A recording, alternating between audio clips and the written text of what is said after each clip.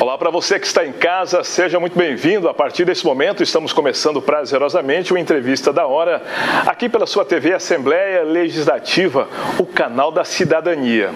Olha, hoje o assunto é muito interessante. Eu sei que você vai gostar bastante porque, na verdade, vai ser um bate-papo, uma entrevista muito gostosa que nós vamos fazer agora, que vai ser para você que está aí do outro lado uma prestação de serviço. Nós vamos falar a respeito de trânsito, a respeito do cidadão que ainda insiste em dirigir, mas ele bebeu um pouquinho antes, o que a lei está falando, o que os advogados especialistas orientam. Bom, é um assunto que vale a pena você acompanhar e para me ajudar a trazer essas informações, nós convidamos aqui a nossa querida amiga Aliciane Sanches, ela que é atuante na área de trânsito há 25 anos, desses 13 como advogada especializada em direito de trânsito. A Aliciane também, ela é vice-presidente da Comissão de Trânsito da OAB aqui em Mato Grosso. Aliciane, primeiramente, gratidão por aceitar o nosso convite aqui nesse bate-papo do Entrevista da Hora. Tudo bem? Tudo bom, obrigada, Luque Marlon, por estar aqui mais uma vez falando desse tema que é tão relevante e que as pessoas desconhecem bastante a respeito disso. Então, vamos tirar as dúvidas, vamos conversar a respeito desse tema importante. Aliciane, agora, como é que foi a ideia? Eu quero começar, vamos lá no princípio.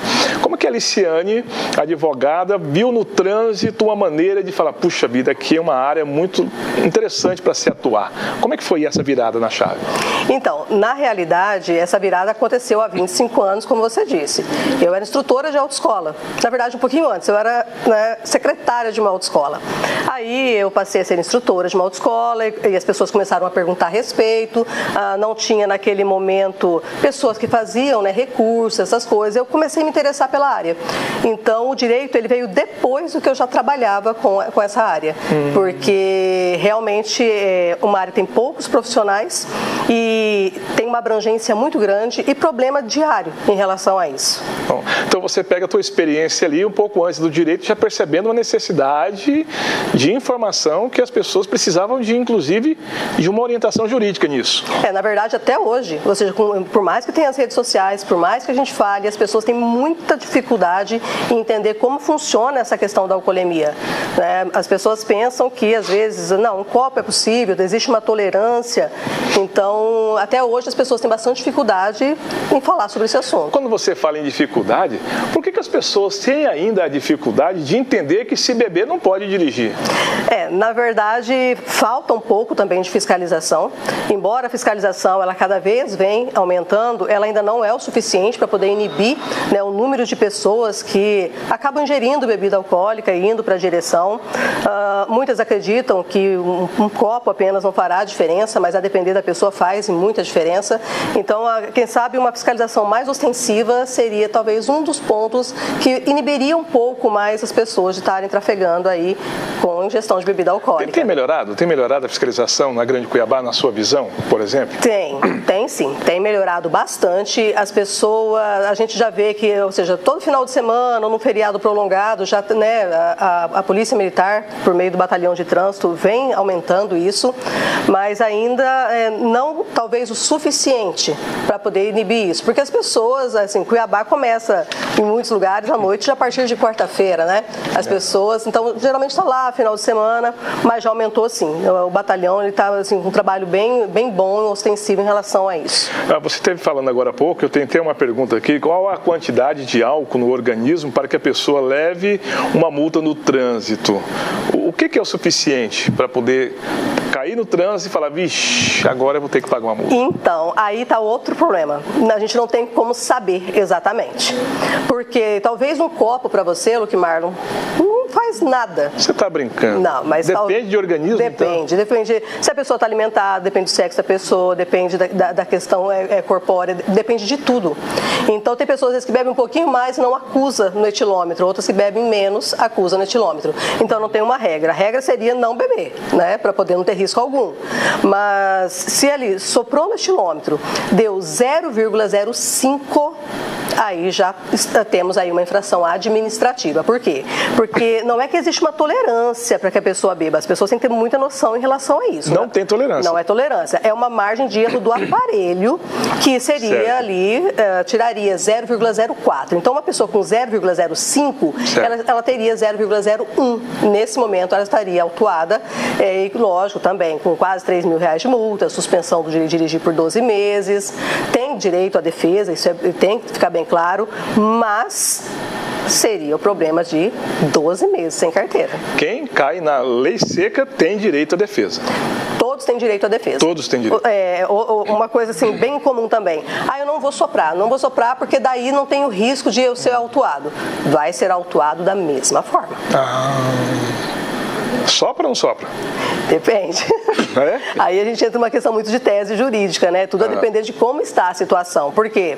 Porque se pegar 0,34, além da infração administrativa, você cai no crime de trânsito.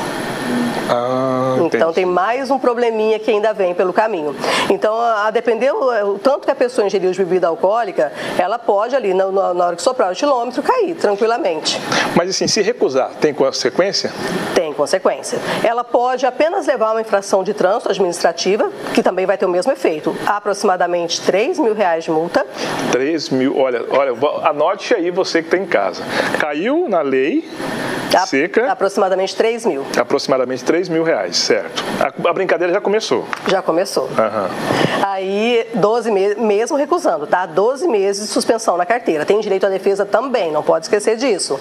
Certo. Agora, tem pessoas que falam assim, não, mas eu vou fazer o seguinte, eu não vou soprar, porque se eu não soprar, pelo menos eu fico só na infração, não corre o risco do crime. Mas também é possível crime mesmo sem soprar. Se o agente detectar 2 ou mais sinais de que a pessoa estaria sob ingestão de bebida alcoólica, ela também vai ser conduzida à delegacia. Vai ser conduzida. Também também vai responder aí pela questão de crime de trânsito.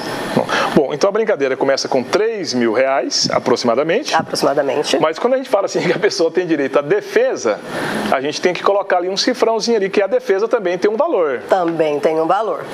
É porque hoje as pessoas que estão se arriscando na direção, na condição de ingestão de bebida alcoólica, sim, elas sabem que o risco delas perderem a carteira para elas é muito maior. Então, às vezes, elas não se preocupam tanto na questão do valor da defesa. Ela não preocupa nem tanto em pagar a multa. O problema dela realmente é a carteira. Então, nesse momento, o jogo muda nesse sentido. A pessoa fala, não, eu pagaria até a multa, mas e minha carteira?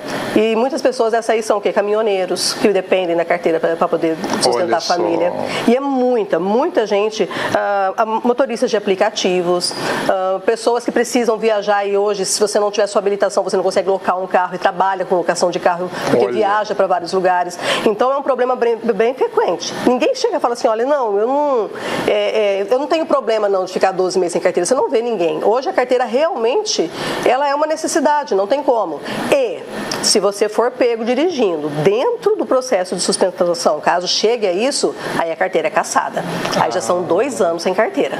Pois é. Então, ou seja, já é uma consequência, já vai ter um desdobramentos isso, né? E também, se você tiver com uma suspensão, estiver dirigindo, aí também gera também um criminalzinho no momento que é abordado. Bom, quando você fala do criminal, porque eu fui sabendo que eu ia te entrevistar para contribuir com você, amigo telespectador, eu fui buscar algumas informações que não param por aí. O cidadão, depois disso, ele tem que ir no fórum e assinar 12 meses, eu não sei quanto tempo, ele precisa ir ao fórum da cidade, quer dizer, a gente está falando de tempo já do cidadão que resolveu por conta própria beber e dirigir, estava com um amigo ou não, mas depois disso as consequências não param ali só, né? Porque lá no fórum, por que tem que ir para o fórum? Como é que funciona isso lá? Então, olha só, quando a pessoa ela se enquadrou no crime de trânsito, e desde que ela seja ré primária, tem tudo isso, tá? Porque se não for ré primária, existe todo um fator aí. Ela não iria só assinar no fórum. O que você está falando para mim é a NPP, é um acordo de não persecução penal. O acordo de não persecução penal é, olha, vamos fazer um acordo entre o Ministério Público e o cidadão, como ele está tendo esse deslize pela primeira vez, ele cumpre os requisitos, não fez um acordo acordo nos últimos 5 anos com a gente, diz o Ministério Público, então a gente vai conceder para você a possibilidade de você cumprir alguns requisitos e ao final disso você não perde a sua primariedade. Mas para isso, você não pode ter tido outro acordo, não está com outro problema criminal. Caso contrário, já vai ser uma dor de cabeça a questão da alcoolemia. E hoje é uma média de 12 meses, você comparece mensalmente. Além disso... Ele tem que ir. Tem que ir. Ele não pode mandar um advogado representá-lo. Ele tem que ir, comprovar que ele não mudou de endereço, ele vai mensalmente. Além disso, aí depende muito, tá, do promotor. Tem promotor que vai colocar ali para poder também cumprir serviços à comunidade. Outros vão falar... Agora, a perda da fiança, isso é fácil, tá? Aquele dinheiro que você pagou de fiança o dia que você foi lá, né, preso, vamos dizer assim, naquele momento você perde. Se você pagou 2, 3 mil, não importa quanto você pagou lá na delegacia, um dos acordos é esse, você não vai deixar aquele dinheiro já para o judiciário, para o Estado ali. Você já não pode recolher ele em momento algum. E dentre outros, né, tem várias coisinhas que às vezes é colocado ali. E também prestação pecuniária, também vai pagar. E vai pagar também? Vai pagar. Daí eles geralmente dividem isso, se a pessoa não tiver condições e tudo mais, mas... Quer dizer que se a pessoa não tiver condições, não é que isenta, divide a conta. Divide a conta. Parcela-se. Parcela-se a conta. É um acordo, né, Luque? Ou seja, as pessoas vão ver o que é possível ser feito ali. Então, assim, hoje a gente vê que muitas pessoas falam, não, eu vou lá e faço um acordo, mas vem cá, se você não cumprir esse acordo ou tiver um outro problema, você não vai poder fazer dentro de 5 anos. Então é muito, muito perigoso, né? Querendo ou não, você usar o momento que você teria que fazer um acordo com essa situação. O que uma advogada especializada em trânsito, em que ela é mais procurada, por exemplo, em tempo de consultoria, sei lá, de informação, para dar palestra, que você também é palestrante, né? Quais são os temas que mais se recorrem a Liciane para poder trazer luz a esse assunto, esse esclarecimento às pessoas que ainda bebem ao volante? A questão não tem como correr da alcoolemia. Esse é um assunto. Esse é um assunto em pauta o tempo inteiro. E também, hoje, a gente é muito procurado e é um problema muito recorrente, que não é a nossa pauta de hoje, mas acontece muito. Sim. São aqueles veículos que são vendidos e não sabe para onde está, com quem que está, e o cidadão está levando infração, está tendo seu nome inscrito na dívida ativa e assim vai. Então, assim, vamos dizer que a cada 10 pessoas que me procuram hoje, pelo menos 2, 3 têm esse problema. E olha que o universo do trânsito é muito grande, para 2 a 3 pessoas a cada 10 me procurar com esse problema. Nossa, isso é diário? Isso é diário. Diário. As pessoas, assim, desconfiam que alguém não tirou o veículo do seu nome quando vendeu. Por quê? Porque agora, né, de uns anos para cá, o Estado vem colocando o nome das pessoas na dívida ativa. Bem mesmo, isso é uma verdade. Bom, a gente estava falando da questão da carteira, e há quanto tempo que o órgão de trânsito tem para abrir um processo de suspensão de carteira? Isso, bom, para chegar na suspensão é porque o negócio já foi bem grave, então, né? Não, vai chegar na suspensão se não conseguir anular aquela infração. Porque, lembra, tem o direito à defesa inicial, ele tem o direito a 3 defesas. Aquele momento inicial que seria uma defesa prévia do próprio órgão, se não deu certo, podendo ir à Jari, e em último caso ao CETRAN, falando aqui, né, de uma infração aplicada, vamos imaginar, pela PM. Aí o que acontece? Passado esse momento, se não deu certo nas 3 defesas, aí o órgão fica liberado para poder abrir a suspensão, que é assim que aqui, pelo menos, nosso estado ainda trabalha. Aí ele tem 5 anos da data que ocorreu a infração. Então, qual que é o problema maior, Luque? O problema maior é que as pessoas são abordadas, o agente devolve a carteira, porque hoje, com mudança que teve, eles não estão mais retendo a carteira. Então, viu ali, anotou, devolveu a carteira, a pessoa acha que o Detran é bonzinho, devolveu minha carteira. Mas, na verdade, não. Ou seja, a qualquer momento, se ele não tomar as providências, vai abrir suspensão. E talvez lá, quase chegando a 5 anos, abre processo de suspensão. E é o momento, talvez, a pessoa mais precisa da carteira dela para trabalhar, alguma coisa nesse sentido. Então, assim, o órgão não descansa. A partir do momento que teve infração, você tem que tomar cuidado, porque essa conta vai chegar. Você é muito procurado no seu escritório por conta também dessas informações, pessoas querem tirar essas dúvidas? Assim, e às vezes as pessoas vêm nem para tirar dúvida, ela já vem achando que ela sabe. Ela diz o seguinte: olha, eu quero só recorrer à multa, porque são só 7 pontos. Não, assim, não são 7 pontos, é suspensão de carteira. E as pessoas entendem que não é gravíssima, são 7 pontos. E deixam, não, mas eu nunca tive nenhum ponto. Então são só esses 7 pontos, não vai trazer problema. Então muitas delas vêm sem sem ter noção nenhuma do problema que elas estão. Justamente por quê? Porque acredita que são só 7 pontos. Porque acredita que só... Você acredita o que, amigo, que tem em casa? São só 7 pontos? É por isso que a gente tem que ficar sempre batendo nessa tecla de que existe um trabalho de conscientização da imprensa, das pessoas, se dirigir, bebeu, não pegue o volante. Inclusive tem uns aplicativos aí, né, que nos auxiliam muito de transporte para você evitar uma dor de cabeça muito grande. Aliciane, eu tenho visto muito também o seu trabalho nas mídias sociais, nas redes, nas suas redes inclusive. Como é que foi essa ideia de ir para a rede? E foi lá que eu vi um material seu que eu acho muito bacana, te acompanho também, tá? Você começa a dar dica para as pessoas. Como é que é para a advogada de trânsito especializada aí para as redes sociais fazer esse trabalho? Toma muito tempo seu, não é isso? Na verdade... Você tem um estúdio próprio? Tenho, eu tenho. Porque na verdade o que acontece? Antes de qualquer coisa eu sempre fui professora, né, Luque Marlon? Sempre dei aula.